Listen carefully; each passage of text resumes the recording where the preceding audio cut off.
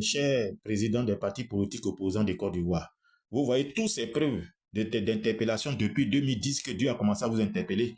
Vous êtes tous restés incrédules et désobéissants. C'est le président de la République seul, son excellent M. Alassane Ouattara, qui a obéi au premier programme de Dieu destiné à notre nation, prédit dans le journal Le Jour Plus, et à l'époque en 2010, adressé à l'ex-président de la République, son excellent M.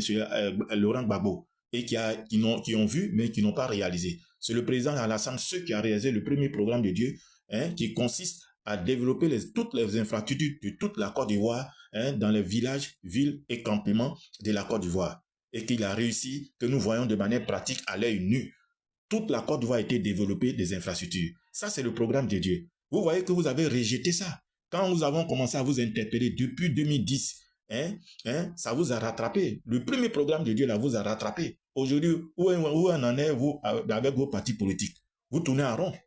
Alors, malgré que nous avons fait des rencontres, comme nous avons cité, la première dame, l'ex-premier Simone Gbagbo, notre maman à tous, que ce soit le ministre Casnat Justin, que nous avons rencontré, que ce soit, comment dirais, tous ceux que nous avons cités, que nous avons rencontrés, personne n'a saisi le premier programme de Dieu, destiné à notre nation pour la réalisation, sauf son excellent M. Alassane Ouattara, qui a développé le premier programme de Dieu, et il a réjoui le cœur de Dieu. Et 2025, vous voulez encore poser votre candidature. Vous ne connaissez même pas le destin de la Côte d'Ivoire. Vous voulez encore poser votre candidature pour la présidentielle. Alors, faites très attention. Vous ne savez pas que la Côte d'Ivoire a été choisie pour réconcilier les deux enfants d'Abraham, c'est-à-dire Ismaël et Isaac, c'est-à-dire chrétiens et musulmans. Vous ne le savez pas.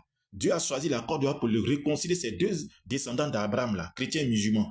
Et dans le monde entier, et c'est la Côte d'Ivoire qui donnera l'exemple. C'est pour cela que le développement des infrastructures était nécessaire. Vous ne le savez pas. Je vais vous donner des signes, des signes pratiques que vous ne le savez pas.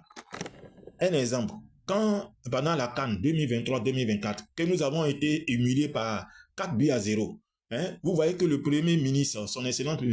Begri Mambé, a réuni les chrétiens musulmans au palais de la culture, mais au palais du sport, pour prier ensemble pour que nous sortons la tête haute. Et chrétiens musulmans, ils se sont réunis pour prier. Et Dieu a exaucé de manière directe. Et nous avons eu la victoire et nous avons eu la tête haute. Ça, c'est un grand signe. Parce que Dieu veut réconcilier les deux enfants d'Abraham à partir de la Côte d'Ivoire. Vous ne le savez pas. Je vais vous montrer une autre preuve encore. Cette union vraie là, Dieu veut que la Côte d'Ivoire ait été choisie pour ça. Cette union vraie en chrétien et musulman. La Côte d'Ivoire a été choisie pour ça. Regardez un peu ici encore.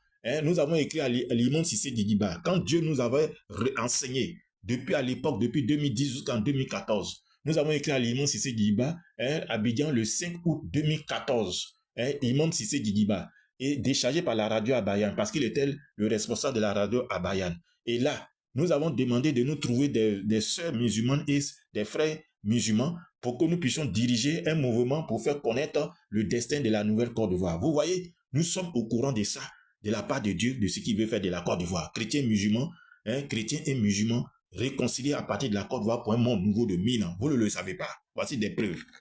Alors, le deuxième signe, c'est ce que vous voyez. Dieu nous avait demandé de faire un programme à Boaké.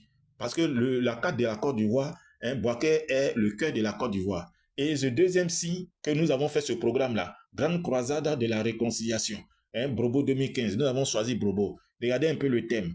L'union entre Ismaël, monde musulman, et Isaac, monde chrétien, est obligatoire pour un monde nouveau selon le projet de Dieu, selon le programme de Dieu.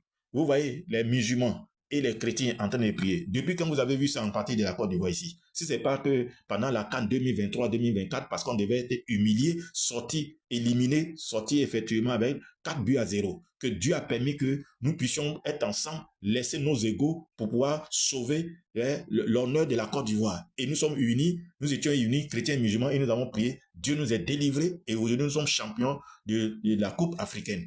Vous voyez? Ça, c'est le signe, un grand signe de la réconciliation vrai en chrétien musulman que Dieu veut a préparé ce pays, la Côte d'Ivoire, pour réconcilier le monde entier à partir de ces deux enfants d'Abraham. Vous ne le savez pas.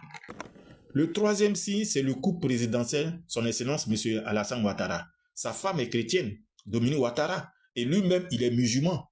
Mais les deux ensemble, unis, et qui de même père biologique, Abraham, et de un seul Dieu créateur du ciel et de la terre, vous voyez que les affaires présidentielles leur réussissent. Vous voyez, deux options, deux grâces ensemble. pour que la cause de Dieu soit réellement accomplie, pour que Dieu déverse toutes les bénédictions. Vous voyez que les affaires présidentielles ont réussi. Tout ce qu'ils font en Côte d'Ivoire, vous voyez que ça a réussi. C'est le troisième signe que vous n'êtes pas au courant et vous êtes ignorant et vous voulez poser votre candidature pour la présidentielle 2025. Faites très attention, sinon ça ne serait pas bon pour vous. Ça serait fatal pour vous. Vous ne pouvez pas être réellement président de la Côte d'Ivoire sans connaître le destin de la Côte d'Ivoire. Je vous dis la vérité de la part de Dieu.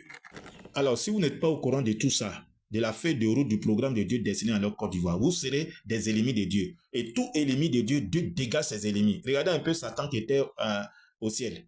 Hein, quand il a désobéi, Dieu l'a dégagé. Regardez un peu Adam et Ève dans le jardin d'Éden. Quand ils n'ont pas obéi, Dieu les a dégagés. C'est ce que vous devez savoir. Je vous dis la vérité pour la suite de la seconde vidéo.